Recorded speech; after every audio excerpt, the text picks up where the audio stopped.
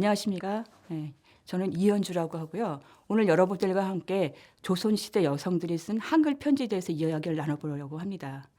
조선시대 여성들은 한글이 창제되기 이전에는 남성 중심의 한자 문화에서 소외되어 있었습니다. 그러다가 한글이 창제되면서 비로소 자신의 지식과 정보를 축적하고 전달할 수 있는 강력한 무기를 갖게 된 것입니다. 한자를 알고 모르고와 상관없이 조선시대 여성들의 문자 생활은 대부분 한글로 이루어졌습니다. 최상층 여성인 왕비나 공주로부터 또 비녀, 노비 여성에 이르기까지 한글 사용은 아주 광범하게 이루어졌습니다. 그래서 조선시대 한글에 의한 문자 생활의 중심이 바로 여성이었다는 것을 알 수 있습니다. 한글이라는 문자를 읽힌 여성들은 이제 적극적인 기록의 주체가 됩니다. 그래 기록의 주체가 되어서 자신을 표현하기 시작한 거죠. 한 집안의 아내로서, 딸로서, 며느리로서, 어머니로서의 역할을 수행하면서 자신이 수행한 다양한 일상들을 기록하기 시작한 겁니다. 조선시대 여성들이 가장 많이 항유한 문자 생활은 바로 한글 편지입니다. 물론 한글 편지가 여성들만의 전유물은 아니었습니다. 그런데 유독 한글을 여성 중심의 의사 전달 수단이라고 말하는 건 바로 발신자나 수신자 중에 반드시 한 명이 여성이라는 겁니다. 남성과 남성이 주고받은 한글 편지는 거의 없습니다. 물론 남성이 노비인 경우에는 한자를 모르죠. 한자를 모르기 때문에 한자 편지를 쓸 수 없기 때문에 한글 편지를 썼습니다. 근데 이렇게 주인과 노비가 주고받은 업무상 주고받은 문서는 특별히 고목과 배자라는 말을 씁니다. 한글 편지라는 말을 쓰지 않습니다. 그래서 한글 편지의 수신자나 발신자 중 어느 한쪽은 여성이기 때문에 남성과 남성 간의 한글 편지는 거의 존재하지가 않습니다. 그리고 성조나 숙종, 송시열, 학봉 김성일, 송광정철 이렇게 왕이나 사대부들의 한글 편지도 물론 전합니다. 선조나 숙종 같은 경우에는 공주나 옹주가 궁에서 같이 살다가 결혼을 해서 밖으로 나갑니다.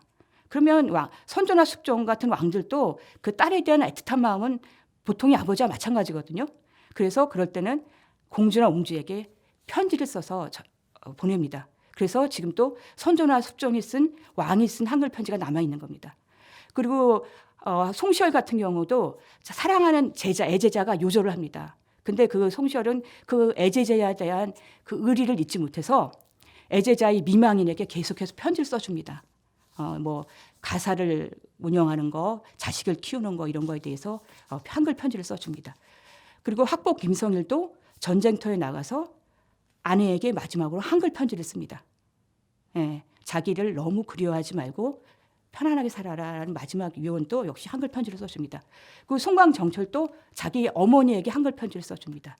이렇게 이 사대부나 왕들도 한글 편지를 썼지만 수신자, 편지를 받는 사람은 모두 여성인 것을 알 수 있습니다. 그래서 한글 관찰은 향유 계층에도 차별이 없었습니다. 왕이나 왕비, 아래로는 노비계까지 폭넓은 계층에서 사용한 의사 전달 수단이었습니다. 한글 편지는 바로 멀리 떨어져 있는 친인척 간에 이루어진 여성 중심의 중요한 의사 전달 수단이었던 것입니다. 부부간, 모녀간, 모자간, 부녀간, 시어머니와 며느리, 시아버지와 며느리, 시할아버지와 손부, 할아버지와 손녀, 할머니와 손자, 장모와 사위, 누이와 오빠, 숙부와 진려, 숙모와 진려 이런 사람들이 모두 이 친인척 간에 공간적인 거리가 있게 떨어져 살며 편지를 주고받으면서 의사 전달을 했습니다. 한글 편지는 이렇게 조선시대의 여성들의 일상에 그대로 묻어 있습니다. 가족 간의 안부 걱정뿐만 아니라 집안 대소사에 관한 의논 등 가정사의 온갖 것들이 그대로 기록되어 있습니다. 그 한글 편지는 단순히 여성들의 의사 전달 수단이 아니라 삶의 애환을 기록한 수단이었던 겁니다. 한글 편지 자료는 아주 단편적이고 불완전한 정보를 제공하지만 관련된 고문서와 같이 이용한다면 조선시대 여성사 자료로 활용할 수 있습니다. 저는 이번 시간에 여러분들과 같이 해남시 종가 노구당에 소장된 한글 편지 한 통을 읽어보려고 합니다. 이 한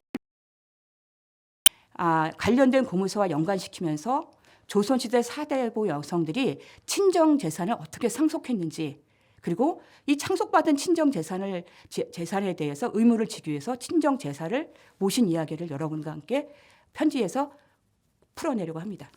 유정린이 누이 유인미 처에게 보낸 황금 편지 한 장입니다. 바로 이 편지입니다. 1664년 갑진년 섣달 26일 날 해남윤씨 노구당에 그 혹한의 추위에 이 편지 한 통이 전달됩니다. 이건 바로 서울에 사는 전주유 씨의 동생 유정린에게서 온 편지입니다. 자, 이 편지의 내용은 무엇이었냐면 유정린은 전주유 씨 가에는 총 10남매가 있었습니다. 근데 유황 부부 유정린의 아버지 어머니가 돌아가시자 담제를 지내고, 그러니까 돌아가신 지 3년이 지나 담제를 지고 나서 분제를 해야 됩니다. 다 같이 모여서 하해 분집을 해야 되는데 마침 또 7번째 동생인 유정린이가 또 사망을 합니다. 그러면 또 담제가 지나갈 때까지 또 기다려야 돼요. 그래서 이렇게 유정린의 담제가 끝나고 나서 이 10남매가 다 같이 모여서 유황 부부가 남긴 아버지 어머니가 남긴 재산들을 다 같이 화해 분집을 해야 됩니다. 그런데 이 둘째 누나인 전주유 씨, 그러니까 그 해남 유시가로 시집간 유인미의 처는 너무 멀리 있어서 이 하해를 하는 현장에 참석하지 못한 겁니다. 그래서 유정린이 이렇게 자세하게 장문의 편지를 써서 보낸 겁니다. 누이가 받을 상속 재산, 그리고 우리가 이 상속 재산을 나누는데 어떤 원칙을 가지고 있는지에 대해서 자세하게 써서 한글 편지를 보낸 겁니다. 근데 이 한글 편지에는 단순히 누나 전주유 씨가 받아야 될 상속 재산뿐만 아니라 신남매가 앞으로 상속 재산을 나눠 가졌으면 제사도 똑같이 지내야 이때까지는. 그래서 신남매가 돌아가면서 제사를 지내요. 그래서 이 돌림 제사에 대한 내용, 그리고 이것의 비용 충당 문제 등을 자세하게 기술해서 편지를 보낸 겁니다. 자, 분제의 원칙을 보겠습니다. 유정린이 편지에서 제시한 분제의 원칙입니다. 전지는 농과 밭이죠. 전지와 노비를 다 집주하여 나눴습니다. 집주했다는 건 뭐냐면 정확하게 따져서 계산했다는 뜻입니다. 노비도 이전에 부리던 신노와 신미를 아울러 다 합쳐서 셈하고, 신노비로서 밖으로 달아나니는 이번에 다시 나누어 각자 가질 몫으로 셈하였습니다. 자, 이때 4대부가에서는 결혼을 할 때 신노와 신비를 딸려 보냅니다. 몸종으로 딸려 보내요. 그러니까 결혼하면서 1차적으로 상속을 받은 셈이죠. 그런데 이때 아버지와 어머니가 돌아가시고 나서 정식으로 상속을 받을 때는 이때 딸려간 신노와 신비도 다 아울러서 같이 계산을 합니다. 그런데 이 신노와 신비를 받은 형제가 있고 아직 결혼을 하지 못한 형제가 있을 거 아니겠습니까? 그러면 이 결혼을 하지 못한 동생들은 신노와 신비를 받지 못했으니까 굉장히 불합리한 처사잖아요, 그렇죠? 그래서 이때는 아직 혼인을 하지 않아 신노비를 못 가진 동생에게도 미리 그 몫을 채워줬습니다. 그래서 이렇게 여러 가지를 따져 보았을 때 이번에 새로 상속 재산을 나누다 보니까 각자의 몫으로 얼마씩 나눠갔냐면 노비가 7명씩 나눠갖게 됐습니다. 여기 7명 중에는 먼 곳으로 달아난 놈들까지 하나씩 포함되어 있습니다. 이 달아난 노비들, 없는 노비들은 각자 알아서 잡아오면 됩니다. 잡아와서 자기 재산으로 하면 되는 겁니다. 달아난 노비들도 이 분제의 대상에 포함되어 있다는 겁니다. 전지, 이때 이제 각 신남매가 얼마씩 나눠 가졌냐면 전지는 논밭은 13가리씩을 나눠 가졌습니다. 가리는 뭐냐면 소 한 마리가 하루에 갈 만한 넓이의 양입니다. 약 2,000평. 그러니까 13가리라고 하면 2,000 곱하기 6이 되는 양이면 굉장히 큰 양이죠. 이 10남매에게 12,000평씩을 나눠줄 정도의 부잣집인 거예요. 그래도 논 5마지기. 마지기는 이때 뭐냐면 벽시 한 마리 씨앗을 심을 만한 넓이를 마지기라고 해요. 지금도 쓰는 말이죠. 150평 내지 300평 지방에 따라 다르지만 이만큼씩을 나눠 가졌습니다. 그러니까 이번에 이 화해 분집을 통해서 이 10남매는 노비 7, 그중에 한 명은 도망간 노비, 그리고 전지 13가지씩, 그리고 논 5마리씩 이렇게를 모두 다 나눠 가진 겁니다. 이 이제 해남 윤 씨의 며느리 전주희 씨도 이만큼을 이제 그쪽 해남 윤 씨 가로 보내게 되는 겁니다. 친정에서 받은 윤윤미 처의 몫은 뭐냐면, 토지는 뭐냐면 강화의 논밭과 양주 증조모 묘지에 딸린 전답, 그리고 충주 반나절가리. 반나절가리는 하룻낮이 절반쯤 되는 동안 갈 수 있는 땅입니다. 그리고 새수막의 노소에 딸린 하전. 하전이라는 것은 수확이 좋지 않은 밭. 그리고 반나절가리와 검한 것을 합하여 누님의 목소리로 그리 갔습니다. 이게 편지 내용입니다. 그러니까 이제 정확하게 유정민이 둘째 누나 전주 씨에게 이번에 화해 분집에서 누나가 차지할 몫을 알려준 겁니다. 편지에서. 이렇게 이번에 전주희 씨, 윤윤미의 윤윤미는 바로 윤선도의 첫째 아들입니다. 이 윤선도는 사실 그 당시에도 국부라고 불릴 만큼 굉장히 큰 부자죠. 근데 이 전주희 씨가 받은 내용, 이번에 상속받은 내용은 이 분재기에도 그대로 드러나 있습니다. 편지 내용과 거의 똑같습니다. 10남매가 받은 분재 내용이니까 이 분재기가 굉장히 길어요. 그래서 첫째, 남녀의 구별 없이 첫째, 둘째, 셋째, 넷째, 다섯째, 여섯째, 일곱째, 여덟째, 아홉째, 열째.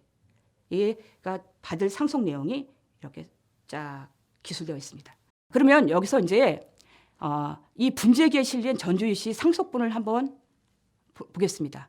둘째 딸 정자 유미의 처. 자, 보면 삼화별급. 그다음에 삼화별급으로 해남의 계집종 무지. 나이는 모르고요. 그다음에 산해종 백종. 나이는 모릅니다. 그리고 산해종 몰래. 나이 모르고요. 그다음에 등가별급. 영예의 산해종 돌씨. 나이 모르고요. 산해종 돌세. 나이 모르고요. 영유의 산해종 운이. 나이 모르고요. 그다음에 유모 안춘이. 이렇게가 별급되었습니다. 유유미미 처는 이번에 삼화별급과 등가별급 이 두 번을 받았는데요. 삼화별급은 뭐냐면 사마시 합격했을 때, 그러니까 전주희 씨의 남편인 윤유미가 사마시 합격했을 때 그 장인인 유황으로부터 별급을 받습니다. 그러니까 축하 선물이에요, 일종의. 이럴 때 축하한다는 의미로 별급을 받습니다. 그리고 등가별급은 뭐냐면 과거에 급제했을 때 역시 별급을 받습니다. 그래서 이 전주희 씨 같은 경우는 10남매 중에서 유일하게 별급을 2번이나 받습니다. 근데 이 별급은 이 균분법에서 포함되지 않아요. 요번에 하해 분집에서 포함되지 않습니다. 이거는 그냥 이 전주희 씨의 특별한 재산으로 인정을 해줍니다. 이번에 균분법에 포함되는 건 바로 신노비 목록부터예요. 신노비 목록은 계집종 봉섭의 둘째 소생 산해족 등남, 그다음에 나이 3 계집종 사옥의 둘째 소생 산해종 사남, 나이 11세, 계집종 은계, 나이 모르고요. 계집종 몽지, 나이 모르고요. 신노비 목록은 이번에 하해 분집에서 포함되는 항목입니다. 그다음에 기특질이 있습니다. 기특은 이번에 하해 분집에서 새롭게 해남 윤씨가로 가는 해남 윤씨 전주 씨에게 가는 상속분입니다. 그래서 계집종 조이 나이 36세, 계령의 계집종 수리계의 첫째 소생인 산해종 돌산이 나이 2세, 평해의 계집종 2월의 다섯째 소생인 산해종 막봉이 나이 3세, 계집종 2월의 여섯째 소생인 계집종 막춘이 올해 출생했습니다. 계집종 논춘의 둘째 소생인 산해종 접동이 나이 19세, 계집종 감녀의 둘째 소생인 계집종 일춘이 올해 출생했어요. 영덕의 산해종 막지의 나이 62세. 이렇게 이런 노비들, 7명의 노비들, 한 6명의 노비들을 이번에 새롭게 하해 분집에서 해남 윤씨에게 가게 되는 분량입니다. 그게 바로 기특질입니다. 기특질. 그다음에 아까도 말했죠. 이번에 새롭게 분재되는 노비 중에는 도망 노비가 한 명씩 포함되어 있다고 했잖아요, 그죠? 그 전주희 씨가 받은 도망 노비는 뭐냐면 계집종 옥배의 딸 옥생이 이거는 해남윤 씨의 며느리 전주 씨가 추심해서 찾아서 잡아내서 데리고 와서 자기의 재산으로 삼으면 되는 겁니다. 윤윤미의 처는 별급을 받았다고 그랬어요. 그죠? 사마시 합격했을 때 사마별급. 그다음에 윤윤미가 등과급제했을 때 또 등과별급. 이렇게 두 번의 별급을 받았습니다. 이 별급은 가장 흔한 거는 이것처럼 시험에 합격했을 때입니다. 왜냐하면 시험에 합격하면 일단 가문을 빛냈고요. 가문의 자랑이 됐고 뭐 그래서 뭐 그때는 장인에게만 별급을 받는 게 아니라 여러 처가뿐만 아니라 뭐 친부모에게도 받고 조부에게도 받고 외가로부터도 받고 그러니까 그 친인척들이 이 경사스러운 이거 그리고 경사스러운 일 그리고 자기의 가문을 빛내준 것에 대한 보답으로 이렇게 별급을 해줍니다. 이 별급은 과거 급제뿐만 아니라 또 뭐가 있냐면 부모님의 병수발을 아주 열심히 들었을 때 이때도 별급을 해줘요. 자식이 탄생했을 때도 별급을 해준 경우도 있습니다. 그다음에 유난히 효도를 잘했을 때, 그다음에 뭐 가족의 일중에서 아주 흡족하게 잘 어려운 일을 해결했을 때, 이럴 때 별급을 줍니다. 근데 이 아까 말한 바와 같이 이 전주희 씨 윤윤미의 처는 10남매 중에서 유일하게 별급을 2번 받습니다. 그러니까 가장 많은 재산을 받은 거예요, 사실은.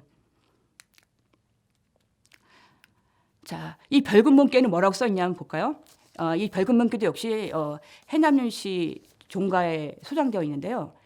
승종 3년 1630년에 경호 2월 25일에 사위 윤윤미에게 주는 문기 이렇게 되어 있습니다. 이 문기를 작성하는 것은 내가 아들 사위가 많고 지극히 재주가 있는데 먼저 윤윤미가 사마시에 합격하였으니 진실로 한 집안의 경사이다. 그래서 뭘 주냐면 해남에 있는 노비 중에서 여자 노비죠. 주지 나이 45세, 이 비의 오소생 백종 나이 5세, 같은 현에 사는 노 몰래니 나이 32세 등을 후소생과 함께 이 종들이 낳은 후소생과 함께 주어서 기쁘고 다행함을 표하고자 한다. 이런 문기를 써서 별급을 해줍니다. 그리고 장인 류 바로 유황이 장인 전주희 씨의 아버지 유황이 보낸 별급 문기입니다. 이 당시에 분재의 내용은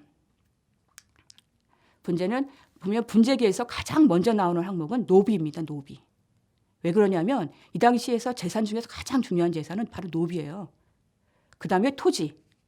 그래서 이제 물론 이 상속을 할 때 하에 분집할 때는 노비와 토지뿐만 아니라 어떤 집들은 뭐 가사라면 집 말하는 거죠. 집. 그다음에 농기구, 그다음에 또 뭐 솥, 이런 것까지 아주 다양한 가재 도구들을 분집하는 경우도 있는데 이런 부잣집에서는 주로 분재 대상이 노비와 토지입니다. 예, 이 당시에는 왜냐하면 노비가 가장 중요한 재산 목록이었기 때문에 그렇죠. 그래서 분재기도 그렇고 아까 편재도 그렇고 가장 먼저 나오는 부분이 바로 노비 부분입니다. 자, 이렇게까지 이제 여기까지가 해남에 사는 전주희 씨가 받은 친정에서 받은 상속분에 대한 상세한 내용입니다. 그러면 이렇게 전주희 씨 재산 상속분을 갖다가 분재기만 줘도 될 텐데 왜 그렇게 장문의 한글 편지를 썼을까, 동생이? 그거에 관심을 가져야 되죠, 그죠?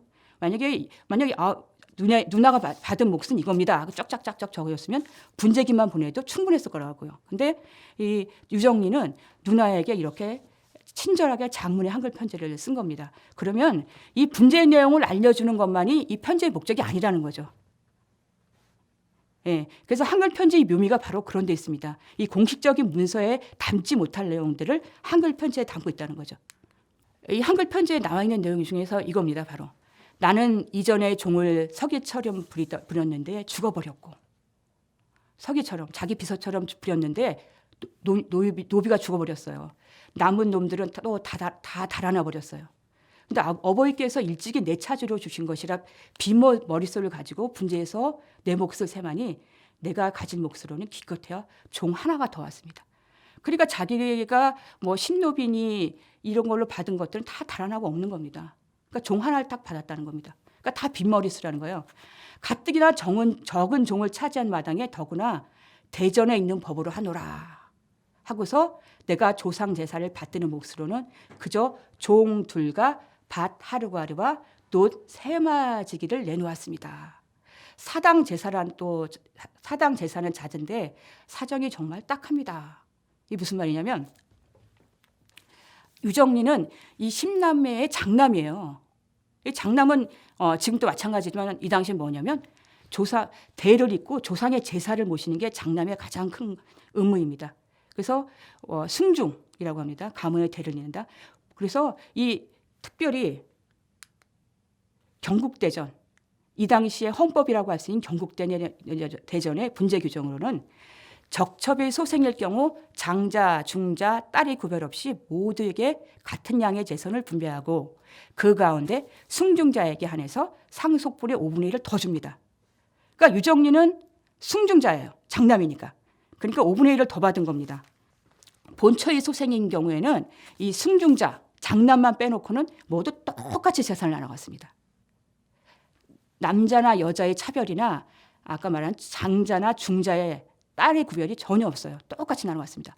근데 첩에서도 자식이 있었을 거 아니겠어요, 그죠? 이 당시에 워낙 사대부들이 첩을 많이 두니까 첩에 그게 경우 양첩은 바로 뭐냐면 양인으로서 첩이 된 경우, 평민으로서 첩이 된 경우 일 경우에는 적자녀의 7분의 1을 줍니다.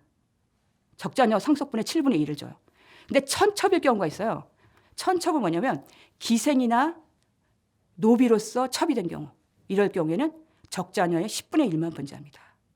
이런 게 바로 경국자전의 분제 규정에 있습니다. 근데 이 전주희 씨 분제계는 첩의 소생은 없었던 것으로 확인됩니다. 자기 신산탄을 하는 거죠.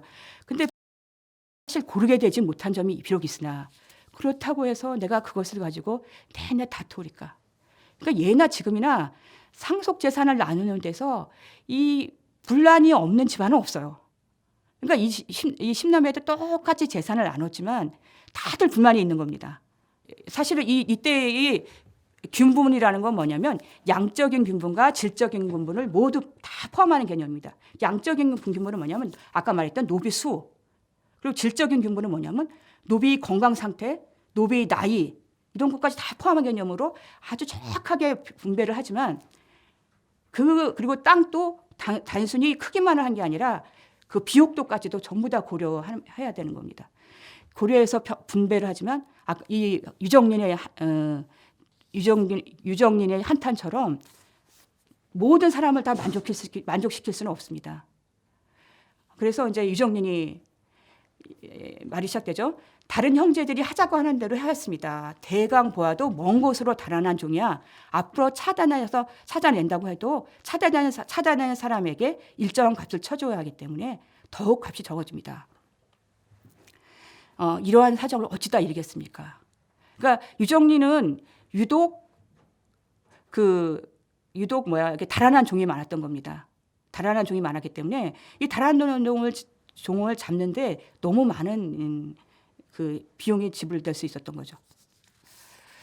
그리고 또 검암에 있는 땅도 도무지 가경전에 지나지 않아서 아마도 그것을 농사지어 보였자 재구실도 할 길이 없다고 하니 참 딱하게만 여겨집니다. 가경전 이건 뭐냐면 토지 재장에 오르기 전에 갓 개간한 그런 땅입니다. 그러니까 수확이 많지 않을 거라는 거죠. 그래서 동생 유정리는 내가 승중자로서 이렇게 봉사조, 경국대전에 의해서 이렇게 봉사조를 받았지만 나는 이걸 가지고 내가 승중자로서 역할을 하기에도 너무 팍팍하다. 이 유정린이 똑같이 아주 공평하게 상속을 나눴지만 이 장남인 유정린도 불만이 있고 그다음에 또 장남뿐만 아니라 다른 형제들도 마찬가지로 불만이 많습니다. 다른 형제들은 또 뭐라고 그러냐면 여기 있는 누이와 동생들도 이것들을 가지고 돌림제사도 할 수 없으니 돌림제사는 아까 말씀드렸죠. 이 재산을 똑같이 나눠 가졌기 때문에 제사도 어느 한 집이 다 지내면 안 됩니다. 돌아가면서 지내야 돼요.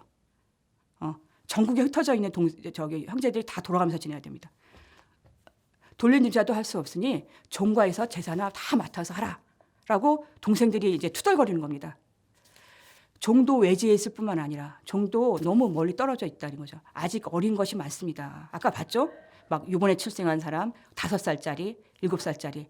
그리고 전지, 논밭도 재구시를 할 수 있는 것이 없고 또 새로 오는 종이 여럿이라고 해봤자 옛날에 살던 집에서 부리던 종 하나 주인들이 바로 옆에 살기 때문에 제가 컨트롤하기도 너무 힘듭니다. 근데 어찌 하겠습니까? 누님이 이제 지금이나 옛날이나 편지에서는 정말 하고 싶은 말은 마지막에 씁니다. 마지막에. 그렇죠. 지금도 마찬가지잖아요. 그렇죠. 뭐 작은 아버지에게 문안 편지를 쓸 때 뭐 시국이 어떻고 날씨가 어떻고 건강이 어떻고 쓰다가 맨 끝에 가서 추신하고 쓰는 게 뭡니까? 사업자금 좀 대주세요. 돈 좀 빌려주세요. 이런 거는 제일 끝에 추신으로 쓰잖아요. 이때도 마찬가지예요. 이 유정린이 누나에게 정말 하고 싶은 말은 바로 이 대목입니다. 이 대목. 이거는 공식적인 문서에서는 할 수 없는 대목인 거죠. 자, 우리 한번 읽어볼까요? 누님 접대 편지에 기별하실 때 내 몫으로 오는 전민은 바로 소장료입니다. 소장료를 가지고 돌림 제사나 지내는 데 쓰도록 하라 라고 하셨습니다. 예. 지난번에 둘째 누나가 이렇게 편지를 한 거예요. 예, 내 몫으로 오는 전민, 소장료는 너가 해라. 너가 소장료로 가져라 하셨는데 누님께서 천리 밖에 계시니 다른 누이와 동생들과 달라서 기별하신 대로 하려고 합니다. 이제 누님께서 예전에 편지로 기별하신 대로 그대로 이행하려고 합니다. 한식 때부터 곧 한식이 다가와요. 지금이 아까 섣달이라고 했잖아요. 그죠? 한식 때부터 제를 돌리기 시작합니다. 제사를 돌리니 형제들이 차례로 하면 주부모님 묘제는 나주 누님 댁, 첫째 누나죠. 그죠? 그다음에 부모님 묘제는 누님 댁, 둘째 누나 전주희 씨. 그다음에 누님 대교원이 누님 몫의 전민을 나더러 하라 하시기로. 이전 기별에서 그렇게 말했다는 거죠. 한식이 멀지 아니하였으니 누님께서 어찌하실 것인지 다시 한번 자세히 기별하소서. 이렇게 정말 이 편지에서 하고 싶은 내용은 바로 이겁니다. 누님 몫으로 가는 재산을 상속분을 알려주고 그다음에 자기의 팍팍한 형편 그리고 자기뿐만 아니라 자기 형제들의 팍팍한 형편도 모두 다 알려주면서 우리는 도저히 이걸 가지고는 제대로 돌림지고 내가 승중자로서 역할도 할 수 없으니 누님께서 저를 좀 도와주십시오 했을 거 아니겠습니까? 그랬더니 누나가 지난 편지에서 그러면 내 몫의 전민 소장료를 가지고 네가 해라 이렇게 한 겁니다. 근데 이제 막상 이제 한식이 얼마 안 남았으니까 누님께서 이걸 어찌 하실 때 확실히 기별해 달라. 이게 바로 이 편지의 내용입니다. 자, 그러면 이 전주희 씨는 동생에게 소장료를 양보했긴 했지만 마찬가지로 다른 10년매의 형제들과 마찬가지로 돌림제사를 다 지내야 돼요. 다 지내야 됩니다. 그래서 해남유씨 연동종특에 의해 소장된 병진년 기재차라는 문서가 있어요. 1676년 문서입니다. 이 문서에 보면 해남윤 씨가 친정제사를 모신 제사 내용이 들어와 있습니다.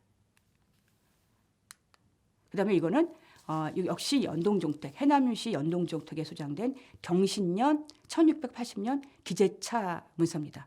여기에도 해남윤 씨가 지낸 제사들의 목록이 들어와 있습니다. 이 기재차의 내용을 보면 1676년부터 1679년까지 유님이 전주희 씨가 총 7번의 친정제사를 모신 것으로 확인할 수 있습니다.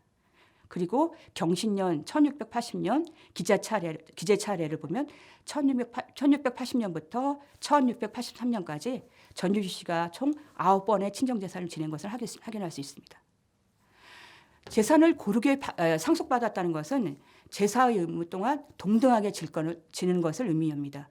그러니까 10남매가 아들, 딸, 장자, 차자에 상관없이 똑같이 재산을 분배받았다면 조상에 대한 제사도 똑같이 져야 된다는 겁니다.